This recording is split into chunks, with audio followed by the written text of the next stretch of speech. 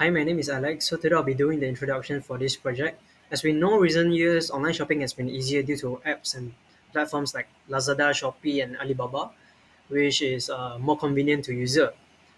So our goal is to build a secure platform which protect customer from fraud and online threats. And then we also want to have regular maintenance, which is ensures features remain updated. And also we want to have intuitive design, which is providing seamless navigation for users and administrator. And we want to also have enhanced efficiency where we automate feedback, monitor accounts, and schedule listing. And also we also want to optimize performance by boosting speed through memory optimization. And also lastly, we need to have data reliability, which we have robust backup plan and also recovery procedures. So we chose to do incremental development for this project, which is by building the system step by step in small parts. So the first part is the outline description, which has the goals and key features, and then the requirements. And then the first increment is the basic feature like a product list, shopping cart, and checkout. And also, for the second increment is actually authentication, login, user registration, and also admin controls. And then final version, we have quality of life improvement like payments, reviews, and recommendations. And also for each of these steps, we actually carry out tests and improve by getting feedback and also making changes to these stages. So the reason for choosing this incremental development is that we can have an earlier delivery of core features like browsing, shopping cart, and checkout. And also we have flexible feature addition. Like let's say while doing this project, we want to add additional features, we can do it very easily. And then we have risk reduction, which is actually we did this project by breaking it into small parts and increments, so we can actually test it out and improve on these problems if we have any. And then finally, we have resource management where we prioritize main features and functions, and then we allocate resources based on the priorities of this function. Assalamualaikum warahmatullahi wabarakatuh. My name is AMIRUL Arif bin Mama Asri, metric number 301363, and I'm going to explain about functional requirement. First is user registration and authentication. User must register using their email or phone number and create secure password. Login and logout features ensure that only authorized user can access their accounts. Second is product catalog and search. The platform will feature a well-organized product catalog including categories, subcategories, and top-selling items. A search bar will make finding product quick and efficient. Third is shopping cart management. User can add, view, update, and remove items in their cart. The cart will calculate total prices including shipping during checkout. Payment system. Multiple payment methods including credit, debit card, and digital wallet will be supported. Post-payment, user will receive order confirmation via email or SMS. 5. User profile management. User can update their personal information and manage delivery address. Now let's look at the non-functional requirements, which ensure the platform performance, security, and compliance. First is product requirement.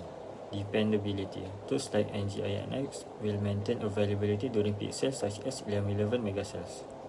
Security. API gateways will prevent attacks while encryption protects sensitive data. Usability. Modern framework like React or Angular will create a responsive and engaging user interface, and CDNs will ensure fast media loading. Second is organizational requirements. Environmental. Carbon neutral hosting and digital receipt will support sustainability. Operational. Tools like Jenkins will automate system maintenance, while RabbitMQ will optimize order processing. Developmental. The platform will use scalable technologies like React.js and Java Spring Boot with version control through Git and rigorous testing cycles. Lastly is external requirements. Regulatory and legislative. The system will comply with data protection laws like GDPR and Malaysia's PDPA, ensuring users' data privacy. Consumers' rights. Refunds, return policies, and accurate tax calculation which ensure legal compliance.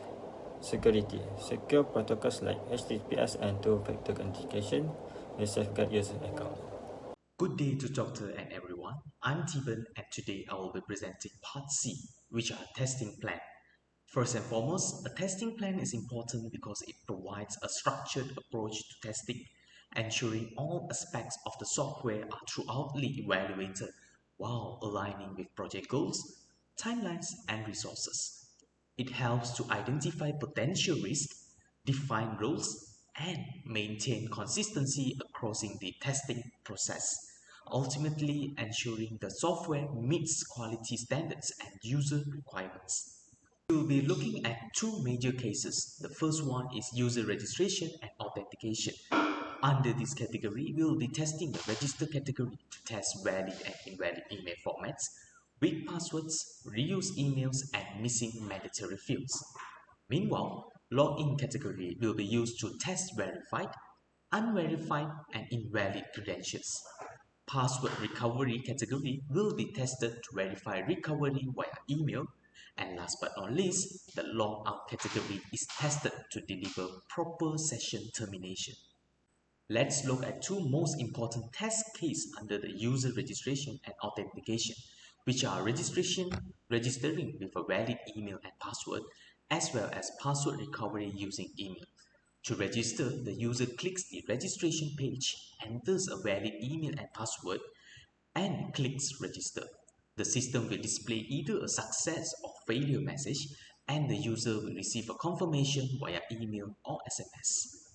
Meanwhile, for password recovery, the user clicks Forgot Password on the login page, enter a valid and registered email, and check their inbox for a recovery link or code. They then enter the code, set a new password, and click Confirm. The expected result is a recovery email enabling the user to reset their password securely. Besides, the next major test cases, which are the payment system testing plans, cover scenarios such as making payments with valid or invalid card details, using digital wallets, handling insufficient funds or expired card, addressing session timeout, duplicate payment attempts, cancellations during payment, invalid CVV input, and verifying payment confirmation via email to ensure a secure and reliable transaction. For instance, we are testing the making a payment with an expired debit or credit card scenario. The focus is on verifying how the system handles transactions with an expired card. This includes entering an expiry date at checkout, ensuring the payment is declined, displaying the correct error message, the card is expired. Please contact the respective bank for inquiry, and confirming the order status does not update to paid. This ensures a proper handling of an invalid transaction that are happening within the system. Another example is the duplicate payment attempts check. After entering valid details and clicking Pay Now, the button is clicked again before the first transaction process.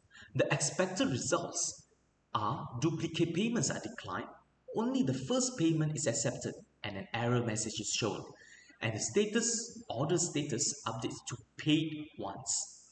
This ensures secure transaction handling again within the system. Next, testing techniques are essential for ensuring the reliability and functionality of software systems. However, testing techniques vary between user registrations and authentication systems and payment systems due to the nature and complexity of their functionalities.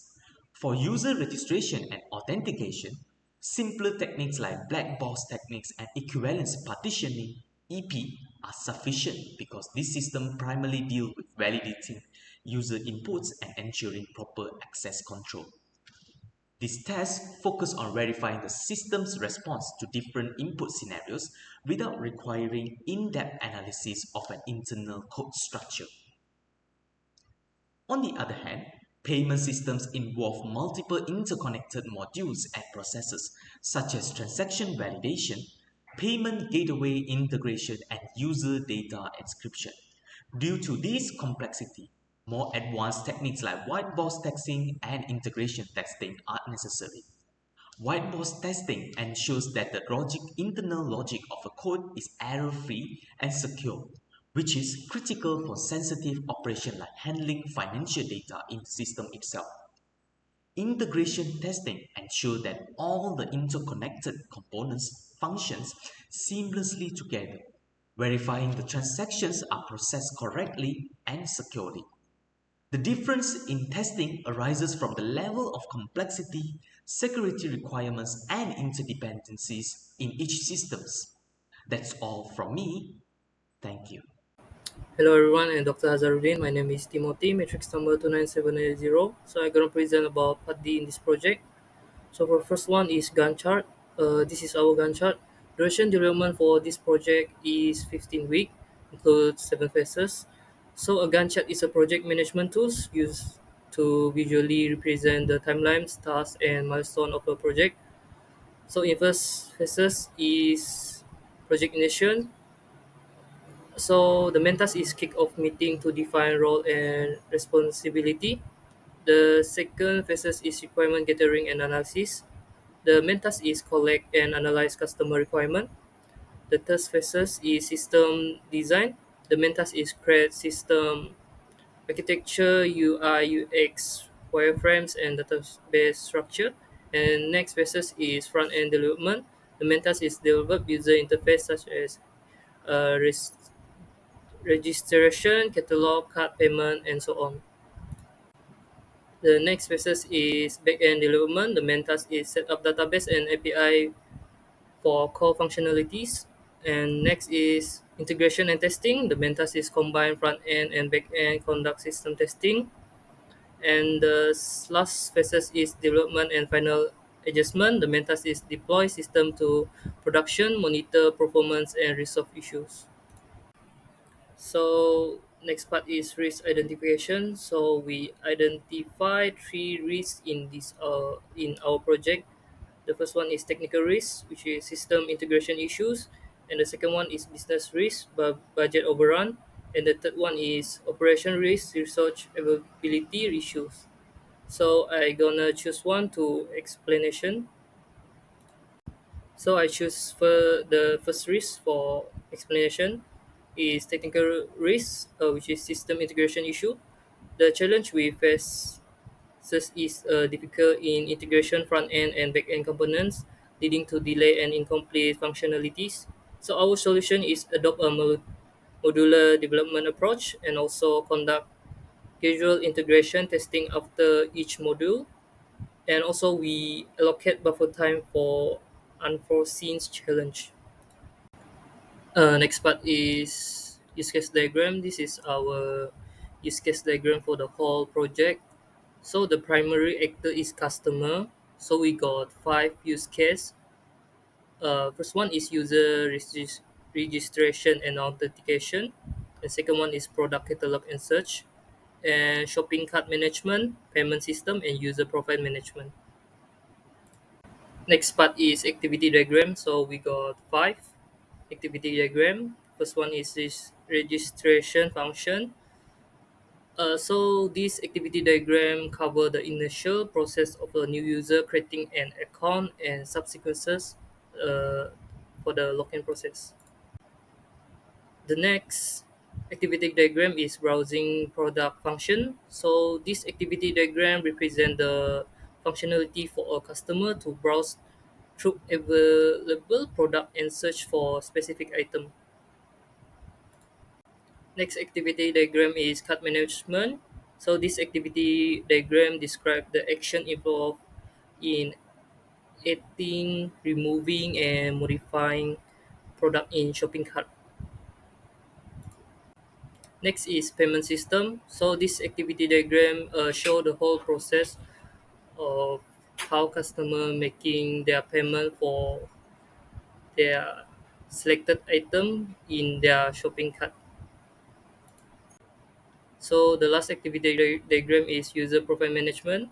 So this activity diagram show the whole process how customer update their personal information, including their delivery address.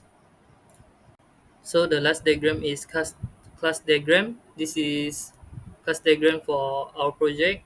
So user manage their profile and address, and also they can browse and add product to their carts. Other place with payment details, and also the system track product inventory and categories. The key entities include user, product, order, and payment with relationship like one-to-one for user and profile, and also one-to-many for user and orders. Methods like calculate totals and create order handle business logic.